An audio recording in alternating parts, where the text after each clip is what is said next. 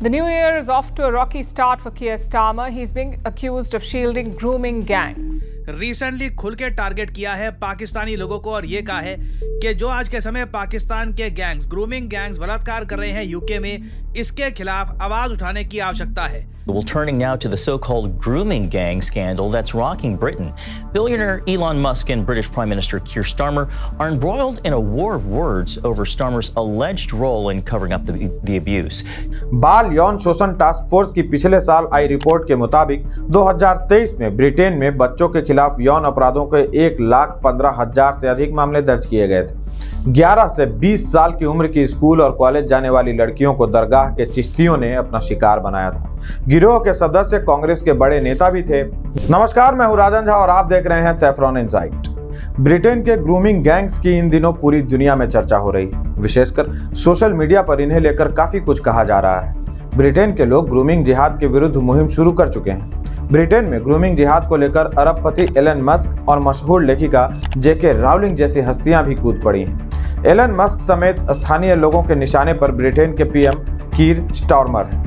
Elon Musk ने तो Britain के राजा किंग चार्ल्स से कीर स्टारमर सरकार को बर्खास्त करने की ही मांग कर दी है, क्योंकि स्टारमर सरकार पर इन ग्रूमिंग गैंग्स के खिलाफ कोई कार्रवाई नहीं करने का आरोप लग रहा है। मस्क का दावा है कि 2008 से 2013 तक कीर स्टारमर पब्लिक प्रोसिक्यूशन थे, लेकिन फिर भी वे ग्रूमिंग गिरोहों में शामिल लोगों को न्याय दिलाने में विफल रहे।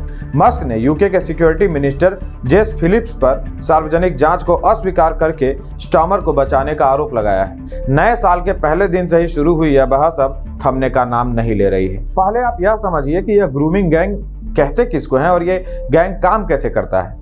ब्रिटेन में छोटी बच्चियों को यौन हिंसा का शिकार बनाकर उनकी तस्करी करने वाले गिरोहों को ग्रूमिंग गैंग कहा जाता है।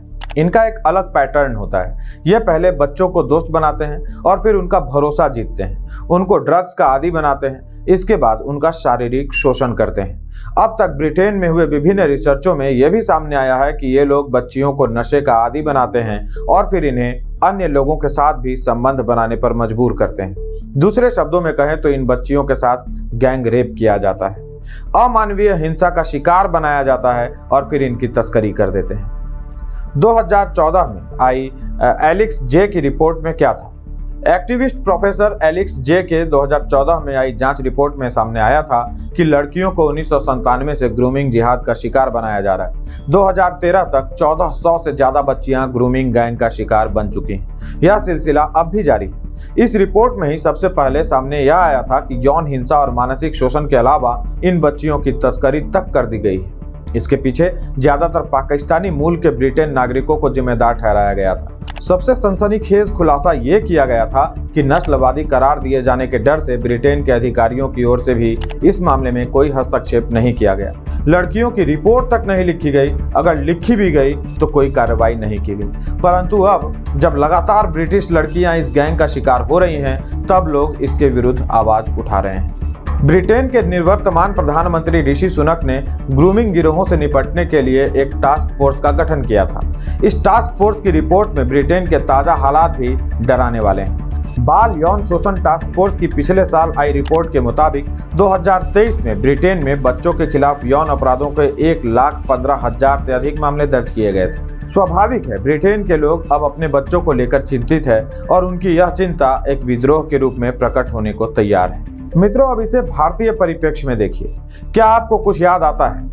हम भारतीयों की भी याददाश्त बहुत कमजोर है। चलिए मैं याद दिलाए देता हूँ। जिस तरह ग्रूमिंग गैंग 1997 से 2013 तक 1400 से अधिक बच्चियों को शिकार बना चुकी है और यह सिलसिला अभी जारी है, उसी तरह भारत के अजमेर में एक सेक्स स्कैंडल हुआ था, जिसे भारत का सबसे बड़ा सेक्स स्कैंडल कहा गया, अजमेर सेक्स स्कैंडल। यह सेक्स स्कैंडल 1992 में सामने आया था। 11 से 20 साल की उम्र की स्कूल और कॉलेज जाने वाली लड़कियों को दरगाह के चिश्तियों ने अपना शिकार बनाया था। गिरोह के सदस्य कांग्रेस के बड़े नेता भी थे, जो लड़कियों की मजबूरी का फायदा उठा रहे थे। अजमेर दरगाह के खादिमों ने पहले तो लड़कियों से दोस्ती की, फिर उनके साथ जबरन संबंध बनाए। इस दौरान उनकी तस्वीरें ले ली गई। बाद में उन तस्वीरों को सार्वजनिक करने की धमकी देकर बार बार उनका बलात्कार किया गया व अन्य लोगों के साथ भी हम बिस्तर होने का दबाव बनाया गया। उनके साथ गैंग रेप किया गया।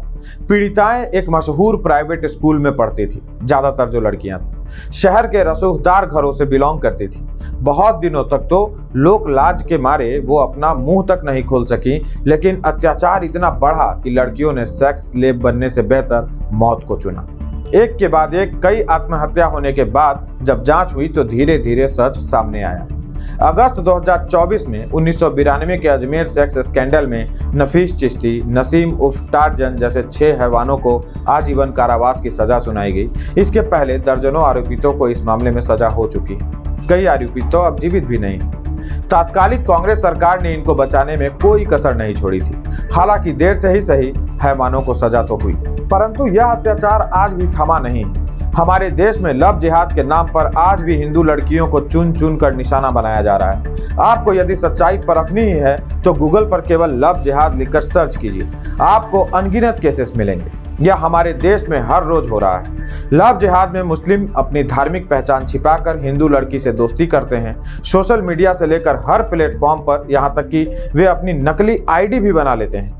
दोस्ती करने के बाद लड़की को शादी का भरोसा देकर हम बिस्तर होते हैं। वे लगातार उसका फायदा उठाते रहते हैं। लड़की जब शादी का दबाव बनाती है तब असलियत खुलकर सामने आती है। बहुत सारे केसेस में पहले भी खुलकर सामने आती है। भारत में लव जिहाद एक बहुत बड़े साजिश का हिस्सा है। कई मामलों में यह भी सामने आया है कि लव जिहाद के लिए मुस्लिम युवकों को फंडिंग मिलती है। उनको अधिक से अधिक हिंदू लड़कियों की जिंदगी से खेलने का टास्क सौंपा जाता है। 7 जनवरी को ग्वालियर से लव जिहाद का मामला सामने आया। 5 जनवरी 2025 को उज्जैन के एक होटल में पुलिस ने छापा मारा। वहां प्रकाश कुमार गुप्ता बनकर सैफ अहमद ने कमरा बुक कराया था। इस तरह के अनगिनत केस हर दिन सामने आते रहते हैं। अक्टूबर 2024 में लव जिहाद से जुड़े एक मामले में बरेली की फास्ट ट्रैक कोर्ट ने मोहम्मद आलिम नाम के आरोपित को उम्र कैद की सजा सुनाई। इस दौरान कोर्ट ने कुछ महत्वपूर्ण टिप्पणियां की। उन्होंने ऐसे मामलों पर चिंता जाहिर करते हुए कहा कि लव जिहाद का मुख्य उद्देश्य हिंदुस्तान के खिलाफ एक मजहब विशेष के कुछ अराजक तत्वों द्वारा जनसांख्यिक युद्ध एवं अंतरराष्ट्रीय साजिश के तहत वर्चस्व स्थापित करना है। जज ने कहा, लव जिहाद के तहत हिंदू लड़कियों को फंसाया जा रहा है और उनका धर्मांतरण होता है ताकि पाकिस्तान और बांग्लादेश जैसे हालात पैदा किए जा सकें। यदि इस बात पर भी यकीन नहीं है तो 2022 का एक और मामला सुनिए। मोहम्मद आलम ने अनुज प्रताप सिंह बनकर एक हिंदू लड़की को फंसाया। उसने लड़की को यकीन दिलाया कि वो हिंदू है, उसके बाद उससे शादी कर ली। राज जब खुला तो मोहम्मद आलम युवती की अश्लील वीडियो वायरल करने की और उसको गोली से मारने की धमकियां देने लगा।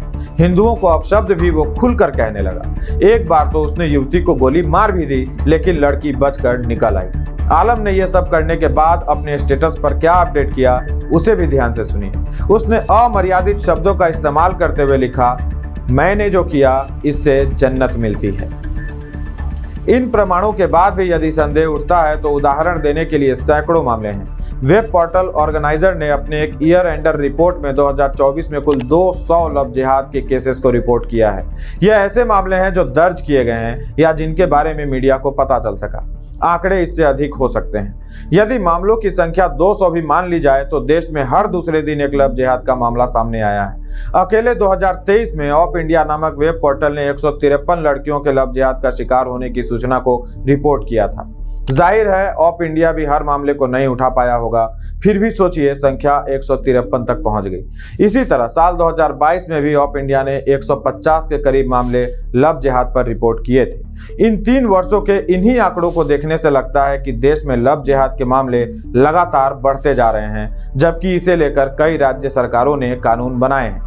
बावजूद इसके मामले थमने का नाम नहीं ले रहे। अमेरिका में हो, ब्रिटेन में हो, फ्रांस या कोई अन्य यूरोपियन या एशियन देश, जहां भी मुस्लिम है वहां आपको नॉन मुस्लिम महिलाओं को टारगेट कर शिकार बनाए जाने के सबूत मिलेंगे, जो इशारा करते हैं कि पूरी दुनिया में मजहब विशेष के लोग एक ही पैटर्न फॉलो कर रहे हैं। आतंकवाद को लेकर भी ऐसा ही है। इसलिए विश्व समुदाय को एक होकर इन ज़ॉम्बीज का सामना करना होगा। आज के लिए इतना ही, मिलेंगे फिर किसी टॉपिक के साथ। तब तक वीडियो को बार बार देखिए, दूसरे लोगों को दिखाइए, उनको जागरूक कीजिए, चैनल को सब्सक्राइब कर लीजिए। आपका बहुत बहुत धन्यवाद।